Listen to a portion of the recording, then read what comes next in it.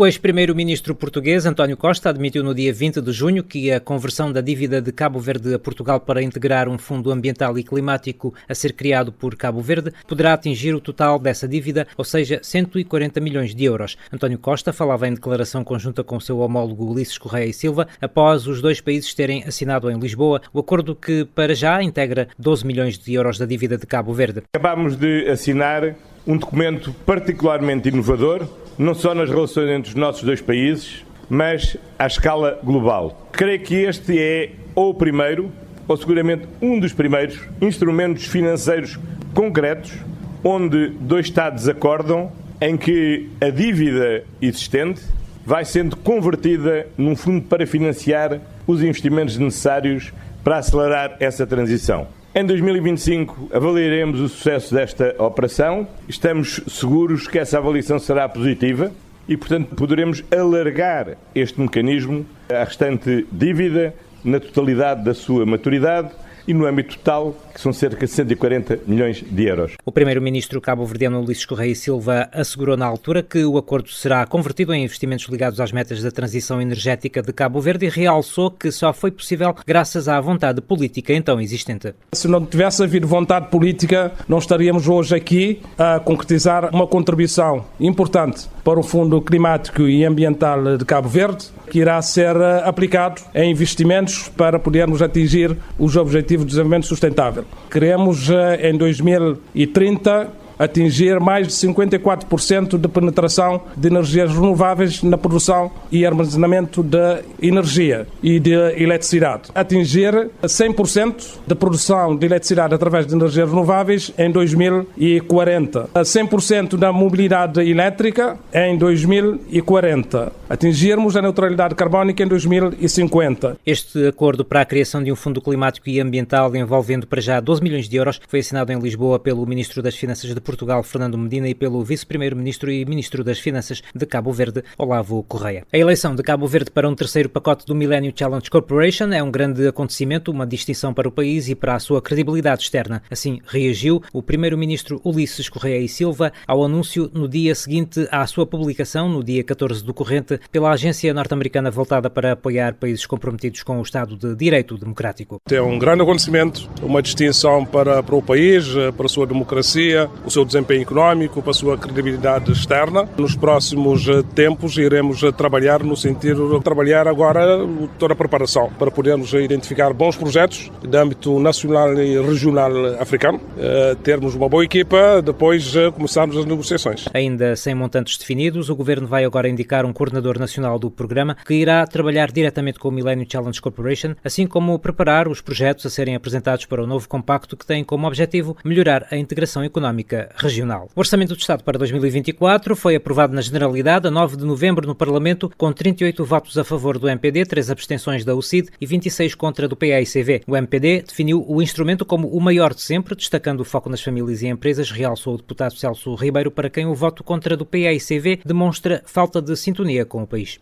Porque este orçamento permite reduzir o déficit para 2,9 e muito inferior ao do orçamento anterior, associado à retoma da atividade económica. É votar contra a poupança, uma vez que este orçamento é financiado a volta de 85% com recursos internos. E votar contra este orçamento é votar contra a proteção social. Isto é, aumenta o número de beneficiários da pensão social de 25 mil para 26 mil, aumenta o salário mínimo e a transição do PCSS para o Plano Carreira, Função e Remuneração aplicável às carreiras do regime geral da administração pública, é votar contra o aumento do salário mínimo nacional de 14 para 15. António Fernandes, do PAICV, justificou o voto contra, dizendo que o orçamento não se baseia no crescimento económico e não satisfaz minimamente as necessidades dos cabo-verdianos. Não é na base de um investimento económico. Não vota contra porque esse orçamento é na base de despesas e gastos públicos, um orçamento discutido num ambiente de alta generalizada de preços e na sequência de um crescimento a 18% na 2022. Qualquer recursos que o governo se transfere é uma migalha para a família e o grosso está a ser alimentado para esse elenco governamental gordo. Não tem cerca de 77 empresas, serviços e fundos autônomos que se acaba para absorver recursos que podia baba para famílias. Já o CID votou a abstenção, sustenta o deputado João Santos Luís, na convicção de que o documento permitiria introduzir melhorias na especialidade. De facto, estamos esperançados que na especialidade o Governo irá acolher as nossas propostas. As propostas do CID incidiriam nos custos operacionais das empresas, aumentos de salários e de pensões. O Orçamento do Estado para 2024 está estimado em mais de 85 milhões de contos, prevê um crescimento entre 4,7% e 5% e taxa de desemprego de 8,6%. A terceira revisão da facilidade de crédito alargado do FMI, concedido a Cabo Verde no total de 60 milhões de dólares, permitiu o acesso ao terceiro desembolso desse instrumento no valor de 32 milhões de dólares. O exercício possibilitou também o acesso do país ao novo instrumento intitulado Fundo Fiduciário ou de Resiliência e Sustentabilidade, que visa reforçar o setor das energias renováveis e transição energética, como explicou no passado dia 13 o representante do FMI, Rodrigo Garcia Verde. Criar maior resiliência aos efeitos ou impactos da mudança climática vai permitir, através de uma série de reformas,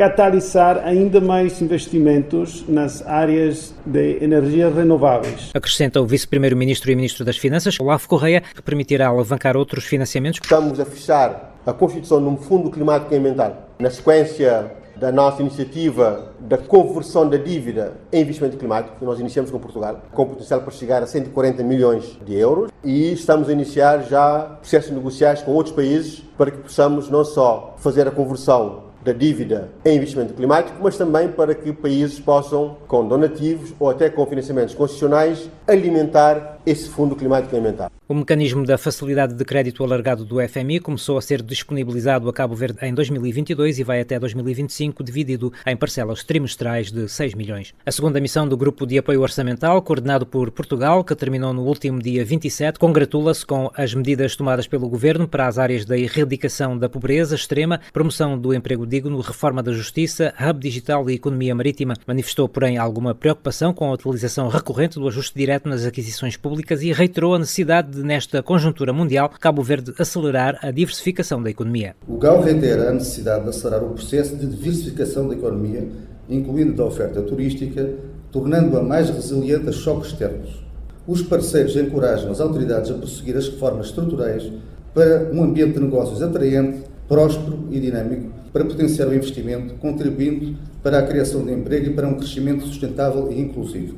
Os parceiros encorajam as autoridades a prosseguir com os esforços para a mobilização de receitas, enquanto intensificam as medidas para racionalizar os incentivos fiscais. O GAU congratula-se com a atualização da agenda de reforma do setor empresarial do Estado, incluindo os avanços nos processos de reestruturação das principais empresas deste setor. No entanto, subsistem preocupações quanto aos riscos fiscais associados ao setor empresarial do Estado, especialmente no que se refere a possíveis garantias e capitalizações para apoiar os planos de investimento de empresas com menor rentabilidade. O vice-primeiro-ministro Olavo Correia deixa entender que o Executivo está ciente do que é preciso para se diversificar a economia e criar mais e melhor emprego em Cabo Verde. Temos de melhorar o custo de fatores com a transição energética. Temos de melhorar as conectividades entre as ilhas e conectar Cabo Verde com o mundo. Temos de garantir uma governança digital para que a burocracia seja a mínima possível e tenhamos um Estado que seja empoderador e fomentador do emprego qualificado e bem remunerado para os jovens e para as mulheres em Cabo Verde. Precisamos do setor privado cada vez mais vibrante, com mais capital, melhor organizado,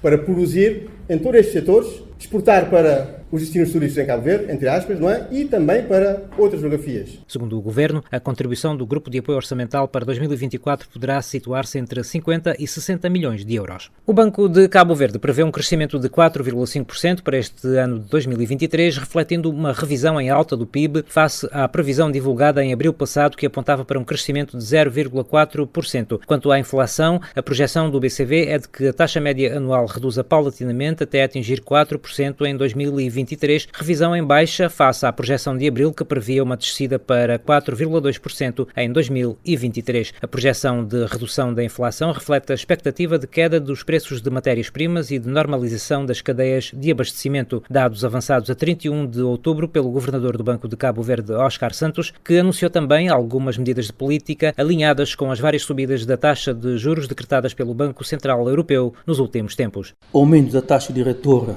em 25 pontos base, de 1% para 1,5%. Aumento da taxa das facilidades permanentes de absorção de liquidez em 15 pontos base, de 0,55% para 0,7%. Aumento da taxa das facilidades permanentes de cedência de liquidez em 25 pontos base, de 1,25% para 1,5%.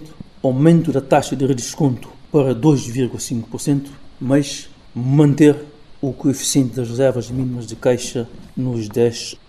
Apesar da conjuntura externa ainda incerta, com efeitos sobretudo no turismo, o relatório da política monetária de outubro do Banco de Cabo Verde prevê que a economia nacional supere as projeções de abril passado, que apontavam para um crescimento de 4,1% e termine este ano com um crescimento de 4,5%. E a 11 de dezembro passado, o Conselho de Administração Executivo do Banco Mundial aprovou um empréstimo de 25 milhões de dólares para fortalecer a consolidação fiscal e o crescimento económico sustentável de Cabo Verde e enfrentar os desafios colocados pela pandemia da Covid-19. A operação é a primeira de uma série de 13 e apoia o pilar da mobilização de receitas internas, racionalização de benefícios fiscais, resiliência climática dos investimentos públicos e melhorias no setor empresarial do Estado, assim como o pilar da economia verde e azul, diversificação da oferta turística, tecnologias digitais e pescas sustentáveis e inclusão das mulheres na economia. No terceiro trimestre de 2023, conforme os dados de movimentação de hóspedes do INE, os estabelecimentos hoteleiros acolheram mais de 231 mil hóspedes, representando um decréscimo de 3,4% face ao período homólogo do ano anterior. Esses mais de 231 mil turistas registados nos hotéis proporcionaram, por sua vez, mais de 1.300 dormidas, traduzindo um aumento de 16,5% em relação ao terceiro trimestre de 2022. O Reino Unido manteve-se como o principal país de proveniência de turistas, com 25,1% do total das entradas, enquanto os hóspedes da Roménia se destacaram com a maior permanência em Cabo Verde, ou seja, uma estadia média de 8,4 noites. A Ilha do Sal continuou a ser a ilha mais procurada pelos turistas, representando 58,2% das entradas nos hotéis, que continuam a ser os estabelecimentos preferidos dos turistas, representando 94,7% do total das entradas e 97% das dormidas. Dizer ainda que no terceiro trimestre deste ano, que ora finda, conforme os dados divulgados pelo INE, os turistas permaneceram em média 5,6 noites nos estabelecimentos hoteleiros e a taxa de ocupação cama a nível geral, em média, foi de 49%. O primeiro posto de carregamento rápido para veículos elétricos foi inaugurado no dia 10 de outubro na cidade da Praia. É o primeiro de 40 unidades que vão ser instaladas em todas as ilhas numa primeira fase do programa do Governo no setor da mobilidade elétrica no país. Alexandre Monteiro avança que a meta do PROMEC, Projeto de Promoção da Mobilidade Elétrica, é até o primeiro trimestre de 2024 ter todas as ilhas abrangidas. Está em desenvolvimento também no âmbito do PROMEC o projeto de capacitação de profissionais do setor para garantir o serviço pós-venda. Ao todo serão instalados até finais do mês de dezembro, do mês de novembro, próximo mês já teremos até novembro, mais 12 postos de carregamento semi-rápidos só na ilha de Santiago.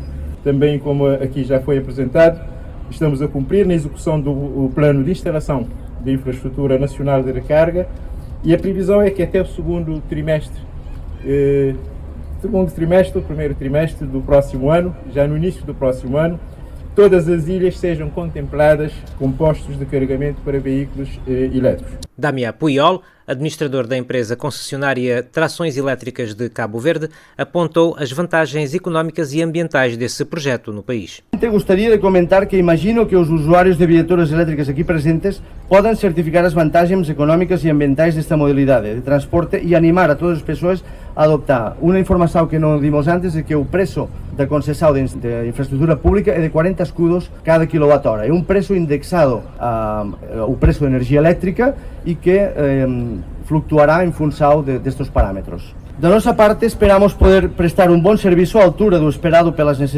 entidades promotoras, o Ministério da Indústria, Comércio e Energia, PROMEC, com continuidade e qualidade acessível para todos os cabo-verdianos. O projeto de promoção da mobilidade elétrica é financiado pelo Mitigation Action Facility e conta com a assistência técnica da Agência Alemã para a Cooperação Internacional, GIZ. Estes foram alguns dos assuntos em destaque no panorama económico de Cabo Verde em 2023.